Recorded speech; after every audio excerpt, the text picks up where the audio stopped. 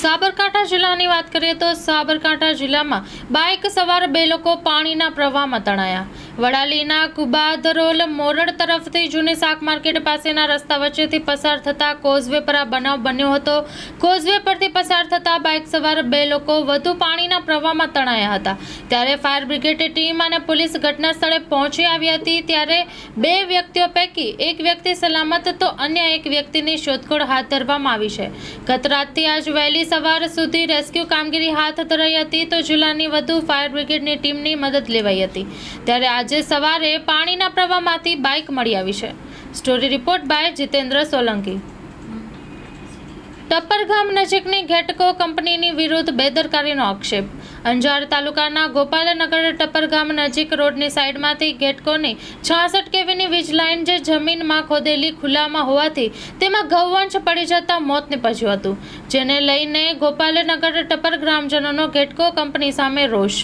ગ્રામજનોએ ઘેટકો કંપનીની બેદરકારી દાખવી રહી છે તેવો આક્ષેપ કર્યો છે. Story report by Ranabhai Ahir, Anjar, Kutch. મિત્રો, ખાસ આજે ઘેટકોની 66 કેવી લાઈન આવી છે અંડરગ્રાઉન્ડ, જે ખોલામાં ક્યાં પણ કોઈ જાતની સેફટી નથી. આ પશુધન છે, આપ જોઈ લો, પશુધન જોઈ લો. આ એક ગૌશ છે કે જે પડીને મૃત્યુ થયું છે, અને હાલ અત્યારે ગામજનો આવી ગયા સ્થળ ઉપર ને એને કાઢવાનું છે. હજી કોઈ પંચનામું થયો નથી, કોન્ટ્રાક્ટર પણ નથી આવ્યો. ખાસ કરીને જો આવી મોટી કે અકસ્માતો બનતા હોય, ટુ વ્હીલરવાળા રોડ રસ્તા નીકળતા હોય, ત્યારે ખાસ કરીને ગ્રામજનોની આ રજૂઆત છે. અને તાત્કાલિક આજે છે ત્યાં ક્યાંક સેફટી રાખવામાં આવે, પૂરવામાં આવે, અને અવારનવાર આવા અકસ્માત બનતા રહેશે. રાણાભાઈ આહિર, મારી લાઈવ, ટપ્પર, અંજાર, કચ્છ. તો નીકળી રહ્યો છે ટપ્પર, ત્યાં એક વાસરડી જે પડી ગઈ છે. 66 કેવી જે ઘેટકોની જે લાઈન નીકળી છે અંડરગ્રાઉન્ડ, કેબલ રાખવાનું કામગીરી ચાલી રહી છે. એ કામગીરી ઘણા સમયથી આમને આમ ખોદેલ લાઈન પડી છે, જેના કારણથી અવારનવાર અકસ્માત થતા હોય છે. ત્યારે ટપ્પર ગામના યુવાનો અહીંયા સ્થળ પર આવી ગયા છે, અને જે આ વાસળી છે એ હાલતમાં અમને પડી છે. ત્યારે ખાસ કરીને જે આ સમસ્યા છે એ સમસ્યા બાબતે લઈને આપણે ખાસ એમના પાસેથી વધુ માહિતી મેળવશું. ભરતભાઈ, શું છે આ સમસ્યા જે ખાસ કરીને વાસળી પડી ગઈ છે? ઘેટકો દ્વારા અહીંયા જમીનમાં ખોદકામ થયેલું છે. અડધો કિલોમીટરના અંતર સુધી લાઈન ખોદવામાં આવેલી છે. 3 દિવસથી વરસાદ ચાલુ છે, એના કારણે પાણી પણ આમાં લાઈનમાં ભરાઈ ગયેલું છે. ગઈકાલ મોડી રાત્રે આ પાણીની અંદર કોઈ વાસળું પાણી પીવા ઉતરેલું, એ સમયે એમાં પડી જવાથી એનું મૃત્યુ થયેલું છે. અને આ એક બહુ ગંભીર બાબત છે. અહીંયાથી મુખ્ય રસ્તો છે આ ગામનો. અહીંયાથી ગામનું ગૌધન 700થી 800 ગાયો, 450 જેવી ભેંસો, 350 જેવા ઘેટા બકરાઓ, ઊંટો વગેરે અહીંયાથી સીમમાં ચરવા માટે નીકળતા હોય છે. અને એ બાજુમાં પાણી ભરેલું છે, એને પાણી દેખાય તો એ પાણી પીવા માટે ઉતરે. અને 5 ફૂટનું ખોદકામ થયેલું છે, એને અંદર જોખમ છે, અને જોખમના ભાગરૂપે જે વાસળી અંદર પડીને મૃત્યુ થયેલું છે. તો અવારનવાર આગળના સમયમાં પણ આવી ઘટનાઓ થઈ શકે છે. આ અહીંયા કોઈ જાતનું બેરિકેશન થયેલું નથી. 1.5 કિલોમીટર જેવી લાઇનનું ખોદકામ થયેલું છે. આગળના પણ જે લાઇન કેટલી ખોદાશે, કયા ખેતરો આવશે અને કેટલો સમય લાગશે, એ બાબતની કોઈ પણ ટાઈમિંગ છે નહીં આ લોકોની. અને કેટલો સમય આને પૂરતા થશે, મહિનો, 2 મહિના, 4-6 મહિના, એની વચ્ચે ઘણા બધા અકસ્માતો સંભવ છે. અને બેરિકેશન તાત્કાલિક ધોરણે કરવામાં આવે. બેરિકેશન ન કરી શકતા હોય તો આનો પૂરવામાં આવે, જેથી કરીને કોઈ પણ અકસ્માત થતાં આપણે રોકી શકીએ. અને વધારે પૂરતું તો આ પશુ પક્ષીઓ માટે વધારે જોખમ છે. માનવ હજી થોડા સમજદાર હોઈ શકે છે, આજુબાજુ ન જાય, પણ આ પાણી પીવાના કારણે બાજુમાં પશુધન જશે અને વધારે અકસ્માત થશે. બાજુમાં પણ કારખાનું આવેલું છે, ત્યાં નાના બાળકો પણ રહેતા હોય છે. અહીંયા રમતા આમાં પડી શકવાની સંભાવનાઓ છે. તો આ બહુ ખતરનાક બાબત છે. અને ઘેટકો વહેલી તકે આનું પૂરવામાં આવે તો જ અકસ્માતથી દૂર રહી શકે છે.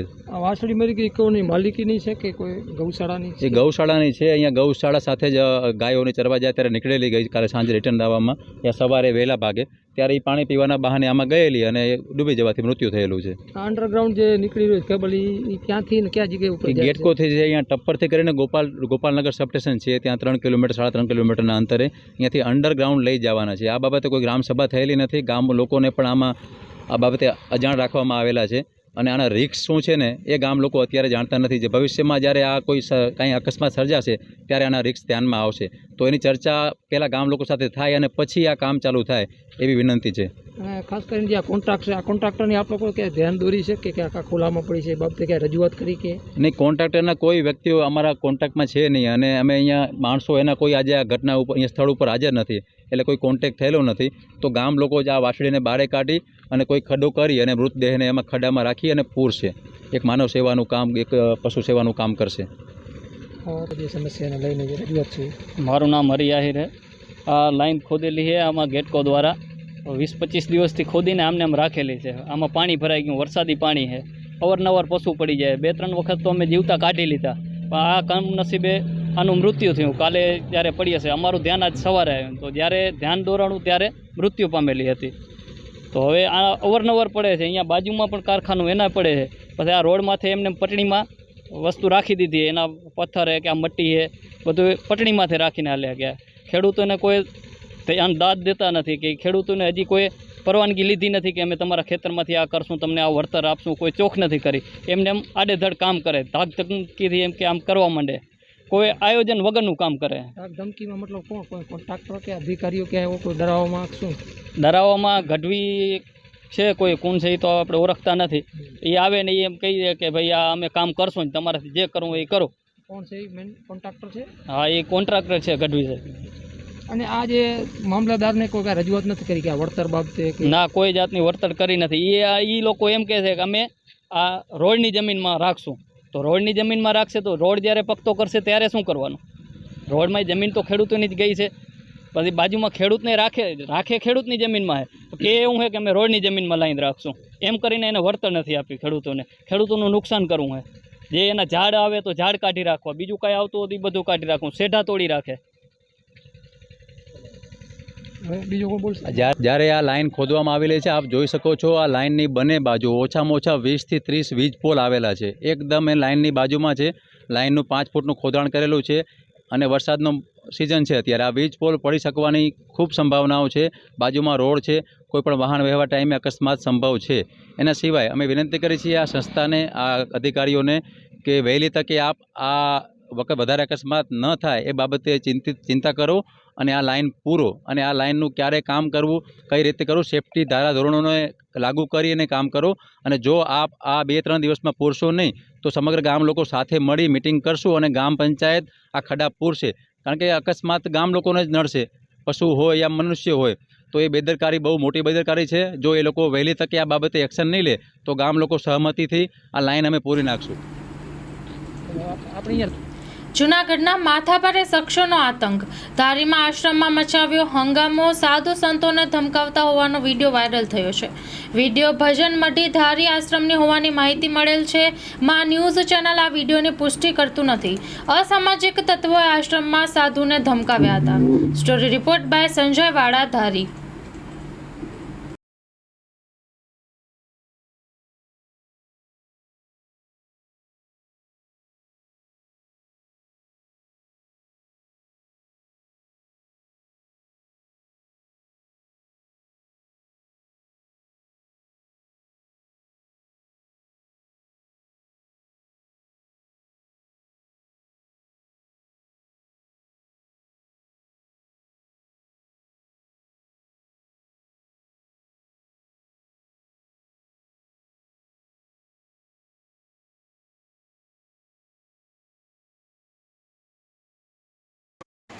ચાલુ કરો રેડી થઈ ગયું.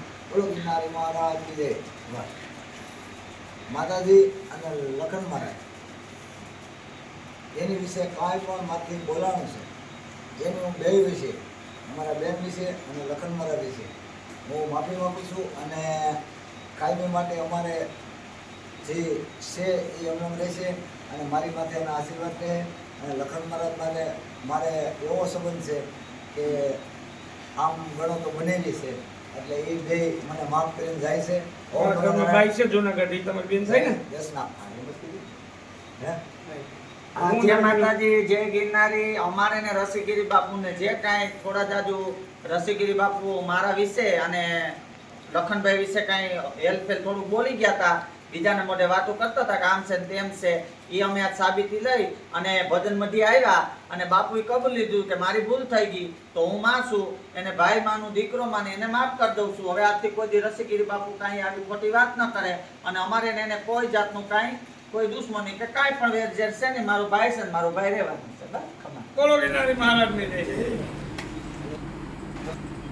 ગુજરાત પ્રદેશ કોંગ્રેસ દ્વારા ભરૂચમાં દક્ષિણ ઝોન કોંગ્રેસ સમિતિની બેઠક યોજાઈ. ગુજરાત કોંગ્રેસના પ્રભારી મુકુલ વાસનિક, પ્રદેશ પ્રમુખ શક્તિસિંહ ગોહિલ ઉપસ્થિત રહ્યા હતા. ભરૂચ નર્મદા જિલ્લા કોંગ્રેસના વર્કિંગ કમિટીના સભ્યો સાથે બેઠક કરી હતી. Story report by Asad Syed.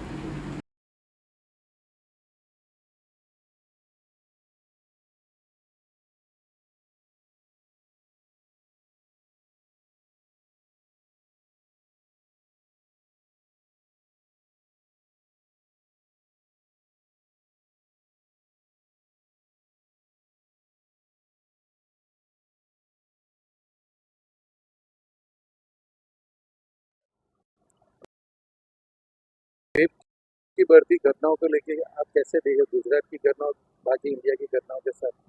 देखिए, जो महिला सुरक्षा का मुद्दा है बहुत ही गंभीर मुद्दा है।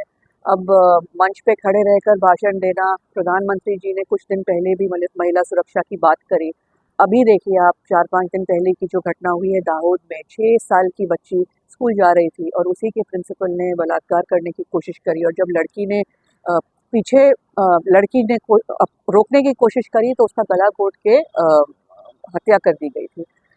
10 महीने की बच्ची अपने घर में जो आदमी आता था जाता था बच्ची के साथ खेलता था, उसने उसका शोषण करने का कोशिश किया।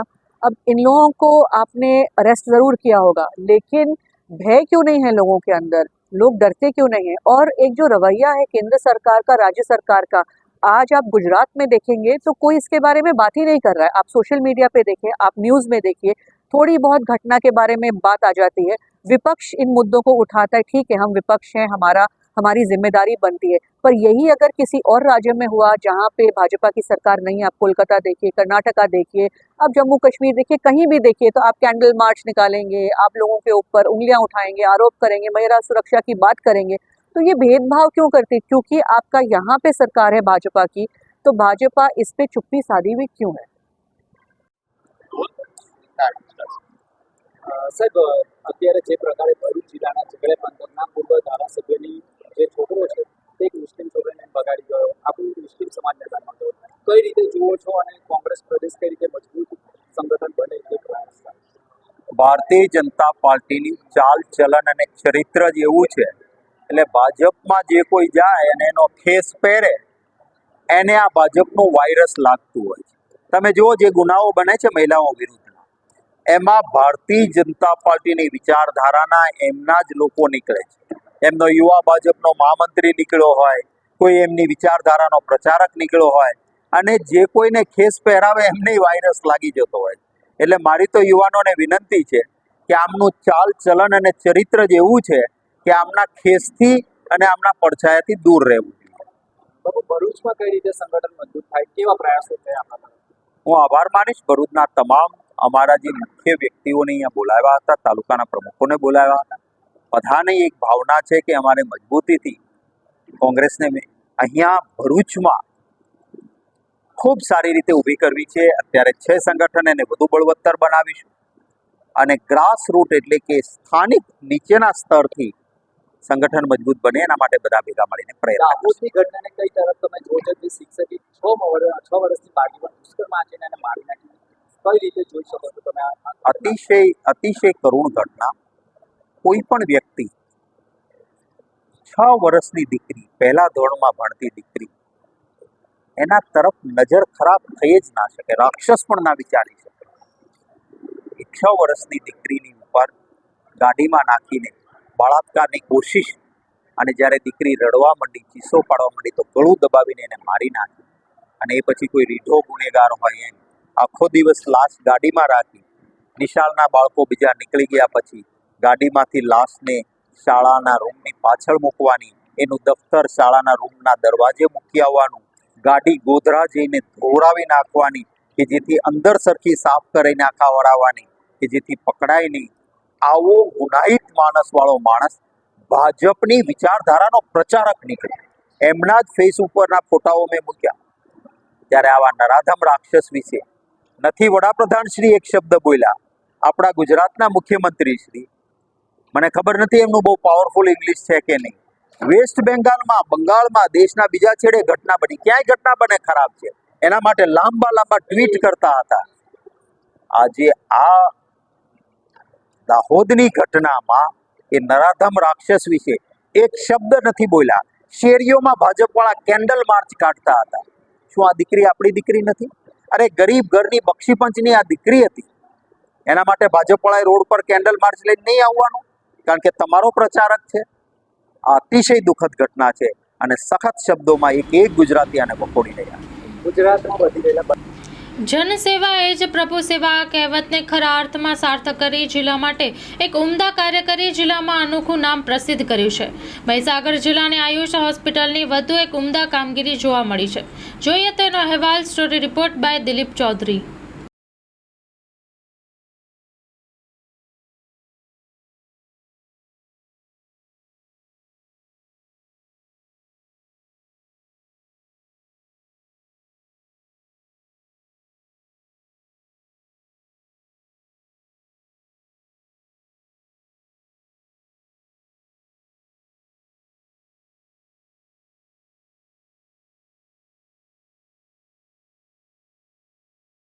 મારું નામ ખાટ કલ્પેશ કુમાર દિનેશભાઈ છે, ગામ નાના માચીવાડા. મારું બાળક આયુષ હોસ્પિટલ લુણાવાડામાં દાખલ કરેલ છે અને 10 દિવસ થયા છે અને ડૉક્ટર અને સ્ટાફની સુવિધા પણ સારી છે અને એમનું કામગીરી પણ સારી છે. તે લોકો આયુષ્માન કાર્ડથી ફ્રી સેવા આપવામાં આવે છે અને ડૉક્ટર તથા સ્ટાફની કામગીરી પણ સારી છે. મારું નામ મકવાણ અનિલ કુમાર રતીલા, ગામ વરદરી. મારું બાળક છેલ્લા 5 દિવસથી આયુષ હોસ્પિટલ લુણાવાડાની અંદર દાખલ છે. તદ્દન આયુષ્માન કાર્ડથી તદ્દન દવા ફ્રીમાં થાય છે અને ડૉક્ટર તથા સ્ટાફ લોકોની પણ સુવિધા બહુ સરસ છે. કામ કરવાની કામગીરી પણ બહુ સરસ છે. કેટલા ટાઈમથી રાખેલું છે? 5 દિવસથી દાખલ કરેલું છે. બરાબર. કોઈ પણ પ્રકારની તકલીફ ના, કોઈ પણ પ્રકારની તકલીફ નહીં. ડૉક્ટર અને સ્ટાફ લોકોની પણ સુવિધા બહુ સરસ છે. હું ડૉક્ટર શૈલેષ પંચાલ, આયુષ હોસ્પિટલ લુણાવાડા. આપણી હોસ્પિટલમાં બાળરોગ વિભાગની અંદર પીએમજય કાર્ડ, જે આયુષ્માન કાર્ડ તરીકે આપણે જાણીએ છીએ, જે ભારત સરકાર તરફથી જે પ્રયાસ થઈ રહ્યો છે કે ગામડાઓમાં અને કોઈપણ જગ્યાએ રહેતા અત્યંત ગરીબ બાળકો કે જેમને પેટીમાં રાખવાની સગવડ માટેના જે પૂરતી સારવારનો જે ખર્ચ હોય તે ભોગવી શકે તેવા ના હોય, તેવા દરેક દર્દીઓ માટે કે જેમની જોડે આયુષ્માન કાર્ડ ધરાવે છે તેમને આપણી હોસ્પિટલમાં એનઆઈસીયુની અંદર એટલે કે કાચની પેટીમાં રાખવાની સારવાર તદ્દન ફ્રી કરવામાં આવે છે. જેની અંદર કોઈપણ પ્રકારનું બાળક હોય જેને આપણે અને રહેવાનો જે એનઆઈસીયુમાં રાખવાનો જે પણ સમયગાળો છે તેની પણ કોઈ મર્યાદા નથી. 1 મહિનો રહેવાનો હોય કે 2 મહિનો, તે દરેકને આપણે આ કાર્ડ હેઠળ તદ્દન ફ્રી સારવાર આપીએ છીએ. કેટલા ટાઈમથી ચાલે છે સાહેબ? આપણી હોસ્પિટલમાં આ સારવાર જે છે પીએમજય કાર્ડ માટેની તે છેલ્લા 1 વર્ષથી ચાલુ છે અને અત્યાર સુધી આપણે અત્યારે તે કાર્ડની હેઠળ ઓછામાં ઓછા 300 થી 400 બાળક જેટલાને સારવાર આપી ચૂક્યા છીએ અને અત્યારે હાલમાં પણ એનઆઈસીયુની અંદર 6 બાળકોની સારવાર અપાઈ રહી છે. કઈ હોસ્પિટલ? આપણી હોસ્પિટલનું નામ છે આયુષ હોસ્પિટલ લુણાવાડા. સાબરકાંઠાના ઈડર તાલુકાના ગુજરવામાં જૂથ અથડામણ સર્જાઈ. નાની બાબતે બોલાચાલી બાદ સામે પથ્થરમારાની ઘટના બની હતી. ગત રાત્રિએ સામાજિક બાબતને લઈ સામાન્ય બોલાચાલી ઉગ્ર રૂપ ધારણ કરતા એક વ્યક્તિ ઘાયલ થયો હતો. ઘાયલ યુવકને સારવાર અર્થે ઈડર સિવિલ હોસ્પિટલ ખાતે ખસેડવામાં આવ્યો છે. યુવકને માથાના ભાગે 7 ટાંકા આવ્યા બાદ મામલો વધુ ઉગ્ર બન્યો હતો.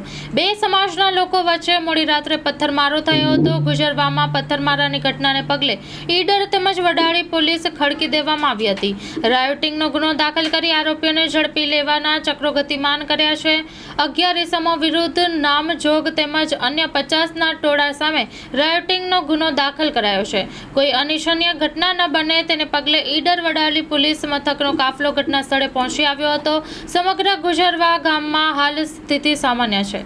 Story report by Durgesh Jaiswal, Sabarkantha. આગામી નવરાત્રી તહેવાર નિમિત્તે ગૃહમંત્રી હર્ષ સંઘવીએ શું કીધું તે જાણીએ. ગુજરાતના મુખ્યમંત્રીના માર્ગદર્શનમાં નવરાત્રીના પાવન અવસર પર સૌ ખેલૈયાઓ મા અંબાની ભક્તિ અને શક્તિમાં રંગાઈ શકે અને મોડી રાત સુધી ગરબા કરી શકે. સાથે સાથે નાના વેપારીઓ, ફેરિયાઓ, રોજમદારો વેપાર કરી શકે તેવી પણ ચિંતા ગુજરાત સરકાર દ્વારા કરવામાં આવતી હોય છે તેવું જણાવતા રાજ્યના ગૃહમંત્રી જય અંબે. નવરાત્રિનો પાવન અવસર આવનારા દિવસોમાં આવી રહ્યો છે.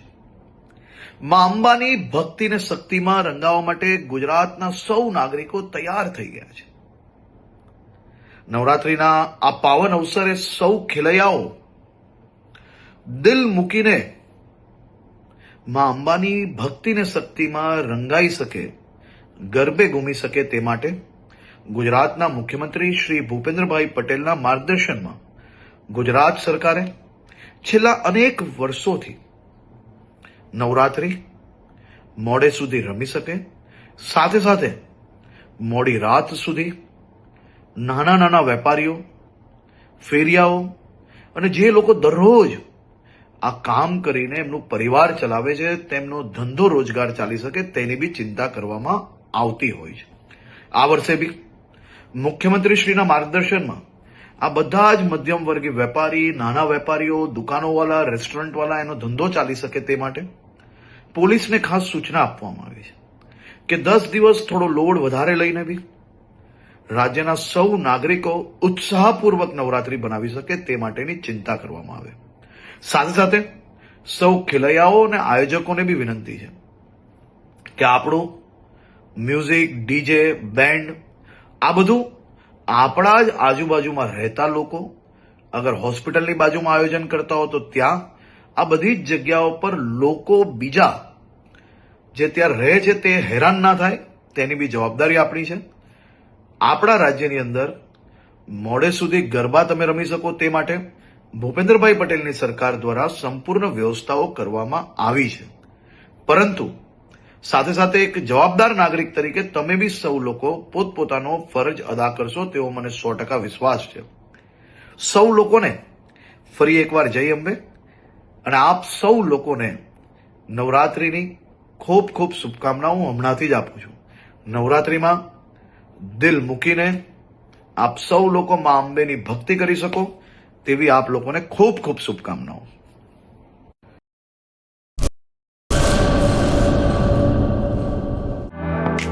Rajshree one stop shoes shop, family footwear showroom, વિશ્વ વિખ્યાત દરેક બ્રાન્ડના ફૂટવેરની વિશાળ રેન્જ હાજર સ્ટોકમાં. Children footwear, ladies footwear, gents ફૂટવેરમાં અવનવી લેટેસ્ટ વેરાયટીઓ. આપના પોતાના શોરૂમ ડાયમંડ પ્લાઝા, વ્હાઇટ બિલ્ડિંગની સામે, સુહાગ રિંગ રોડ, ભુજ. 9909951092.